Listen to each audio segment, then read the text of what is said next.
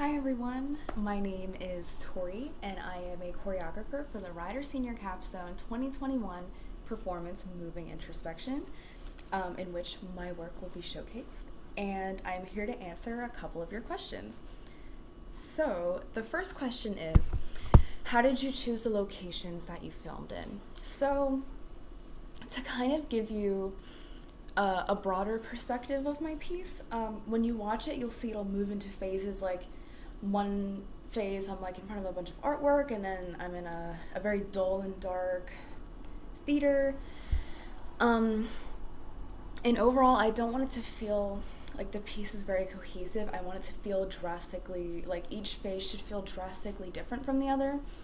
Like almost as if you were gonna watch a phase and then watch another phase, like they should feel like two completely different films. Like I don't want anything to be cohesive or like glued or tied together. I want it to be kind of like choppy in that way.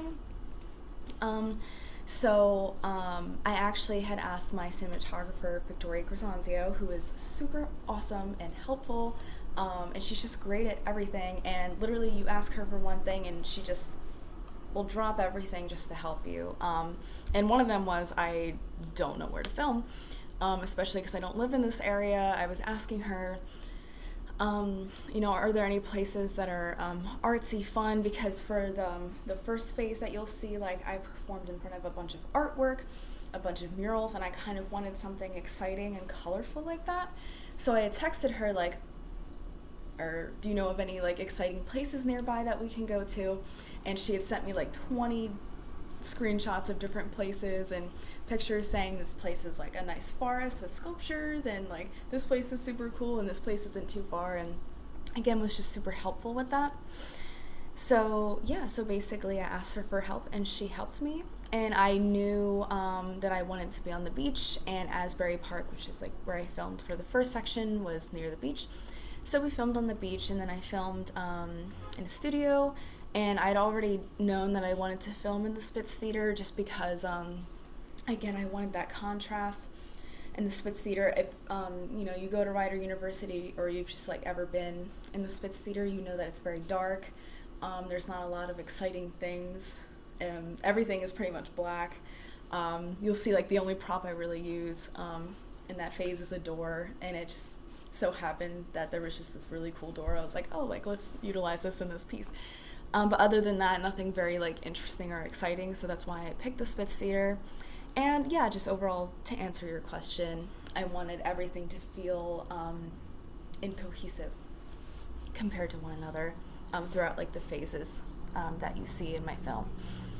And the second question is, what inspired you about Asbury Park? So kind of a similar question. Again, Victoria like showed me a bunch of pictures, and I just love the idea of like performing in front of art, in front of murals. There was something very interesting. There's this one section within the big face that I performed in Asbury Park where I'm doing like this snippet of choreography, and it's just in front of like 20 different murals. And believe it or not, like wasn't really hard to find those murals. I literally, I got to Asbury Park and I parked my car, and the second I walked out, there was already like 5 different murals that I saw, and I was like, that's where I want to film.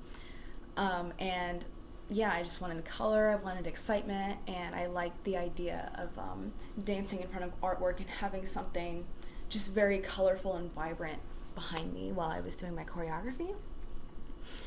And the last question was, was it challenging to have to start from scratch with a different piece? So, long story short, I had to change my idea completely. I mean, I guess I didn't have to change it, but what happened was I had this idea. I started very early. I started filming in September. I got about 90% finished filming it, and then I realized I wasn't following all the COVID regulations that I should have been following. I mean, so we were wearing masks, we were social distancing, we would occasionally like get tested just to make sure that we were safe. Pretty much what everyone else was doing, but there was just some things that I didn't follow. I just failed to realize like, oh, maybe, like we had to do this too.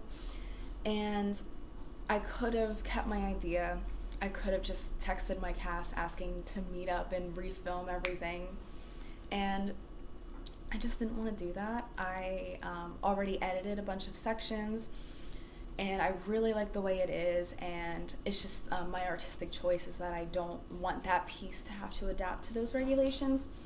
So what happened is I just sat and thought, okay, what's an idea that I have that can follow these COVID regulations? I was going to use this other idea because I choreographed a piece called Like Clockwork on the seniors last year, and then when we got sent home, when COVID like initially happened, I had to scratch that idea because that piece was just not meant to do socially distant, and I really think it was like meant for film. That may change. I think I actually am planning to use it with film. I'm like slowly adopting it, but it just, to me, it like wasn't meant to be socially distanced.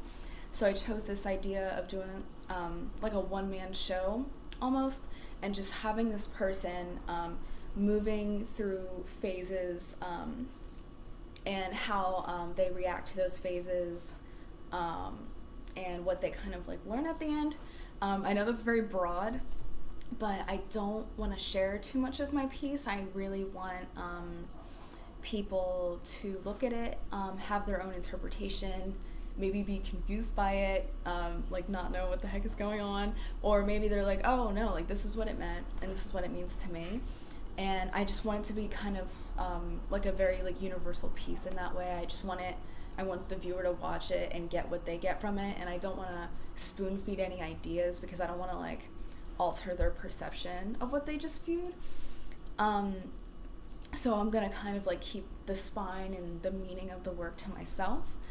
And yeah, so when you watch the piece, feel free to like shoot me a text, call me, let me know.